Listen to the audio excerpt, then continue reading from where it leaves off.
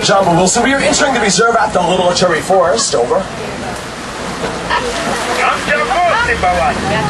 Keep your eyes open and drive carefully. You should see lots of animals. Roger, Wilson, we will certainly do that. Over. Alright, first of all, on the left-hand side, there are some rust-grown animals. Those are called bongo. Bongo are known as the ghost of the forest because they are so rarely seen.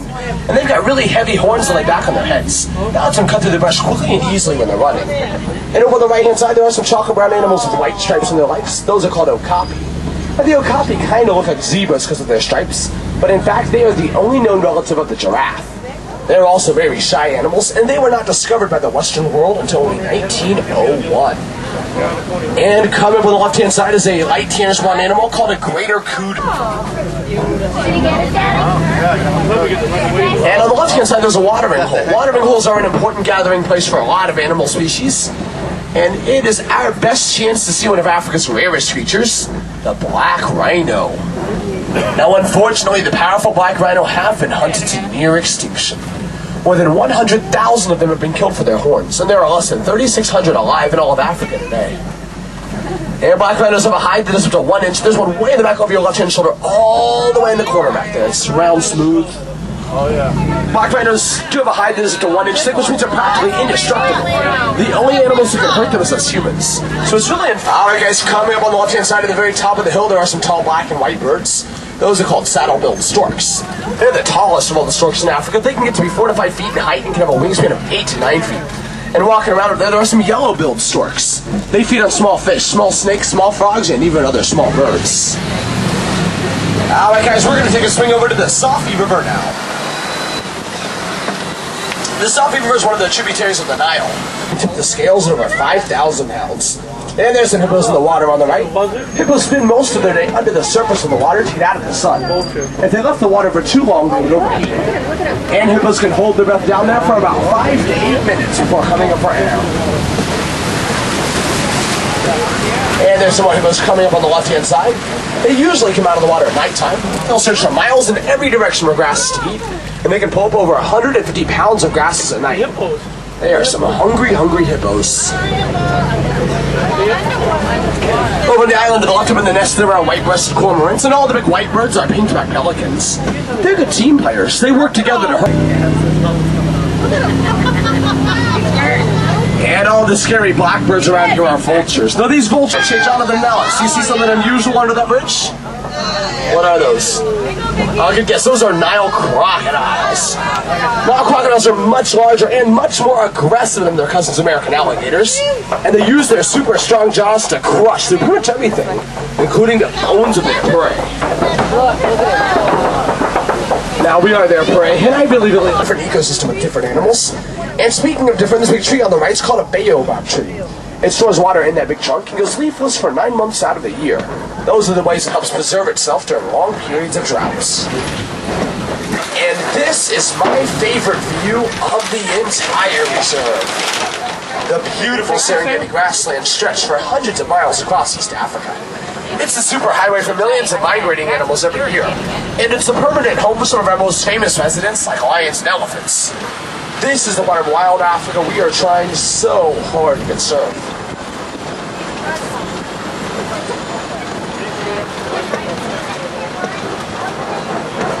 Now the look of the savannah is created by the animals that live here. Elephants are like bulldozers. They push the trees over to eat them, and that helps spread more grasses.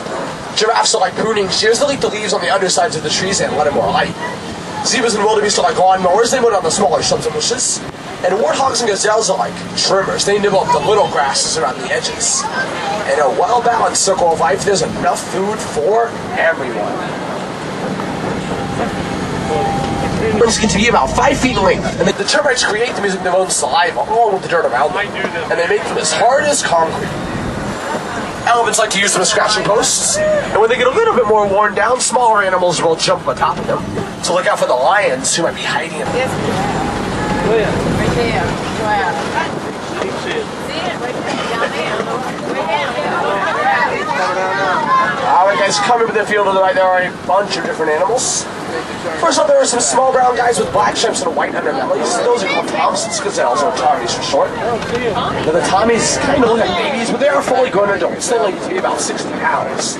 And the tummies are the favorite food of the cheetah. So whenever they're being chased, they zigzag across the savanna. It helps them to avoid the cheetah. Sometimes.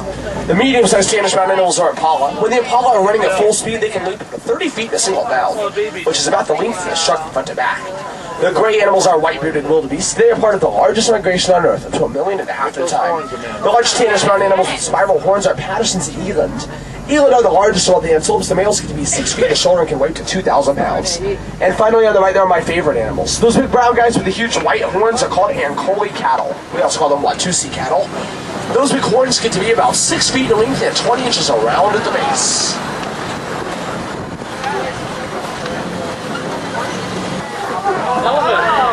Oh yeah, good spotting. Over on the right-hand side, there is an African elephant. We are entering elephant country now.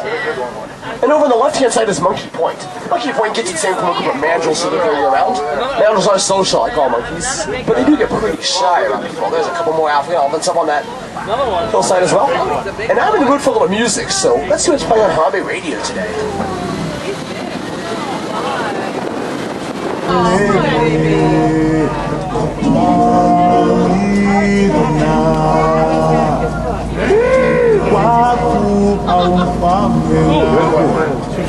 It's in good shape, but I think we're gonna have to go over it. So cross your fingers. We'll just take it pull very slowly. Okay, everyone panic! No, lean to the right, so whoa, holy Ankole. Let's get out for this thing. Okay, who didn't cross their fingers back there? I warned you so. Wow, that was really scary, guys. I'm so sorry about that. I guess one of our wardens forgot to put the duct tape on it this morning. Oh well, we'll get back on track right up here. On either side of us, you're going to see the red carpets. And it looks like Wilson was right. Herd of elephants has been blue here recently. Elephants actually eat the clay. It has a lot of vitamins and minerals in it that helps supplement their herbivore diet. The babies are born, they weigh between 200 and 300 pounds. Over on the right hand side are some more of those wildebeest and Patterson's eland and Impala. And speaking of baby elephants, there's an elephant calf coming up on the left just across that watering hole. Now the calves tend to stick pretty close to their moms. They will mimic their every behavior. That's when they become adults. They'll have the skills they need to survive on the road. And that's why our warden Wilson was so concerned when that baby wandered off earlier.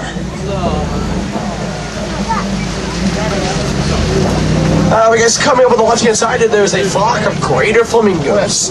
Greater flamingos are the lightest colored of all the flamingo species. They get their coloring from the beta-carotene they find in brine shrimp and small fish. And if you see the white ones with the gray legs and the black tails, those are last year's hatchlings. They're a little gray now, but they'll get their full coloring in just a few months. A white rhino. Oh, my God. Now, white rhinos are one of Africa's greatest success stories. They are prime targets of poachers because of their horns. But thanks to widespread conservation and anti-poaching efforts, their populations are returning to sustainable levels. And white rhinos get their name from the... Those are ostrich eggs. Ostriches lay the largest eggs of any bird on Earth. Each one of those eggs weighs about 3 pounds.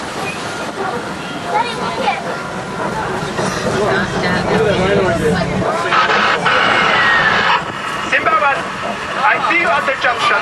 I suggest you go west. It will be worth it. Roger. Alright guys, and I think I see why Wilson wanted us to come over here. This big hill on the left-hand side is a kopie. Kopies are large, stunning rock formations that come out of the ground, and they tower over the entire savanna. And there's something, if you look up your left-hand shoulder up in those rocks in the back, there's something up there. You know what it is? Oh, look at it. That's a lion. The lions are nocturnal cats. They usually remain inactive between 18 and 20 hours a day. They sleep all the time. And there's another lion laying down right underneath that crooked tree on the left. That's the male lion. With 2 spades sticking up.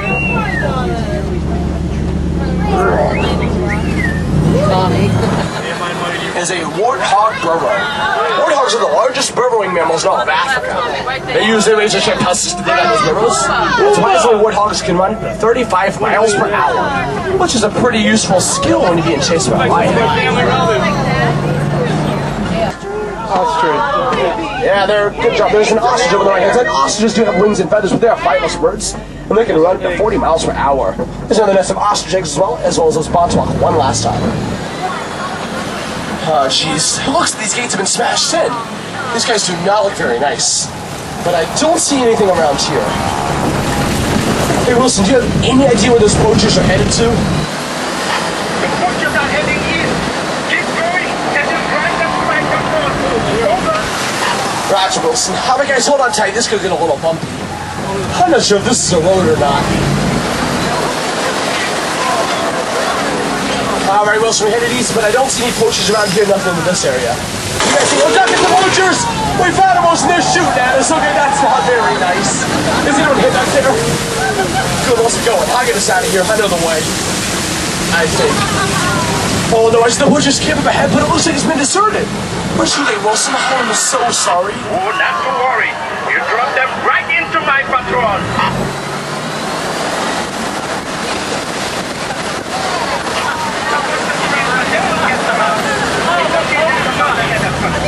Thanks to you, they are now safe.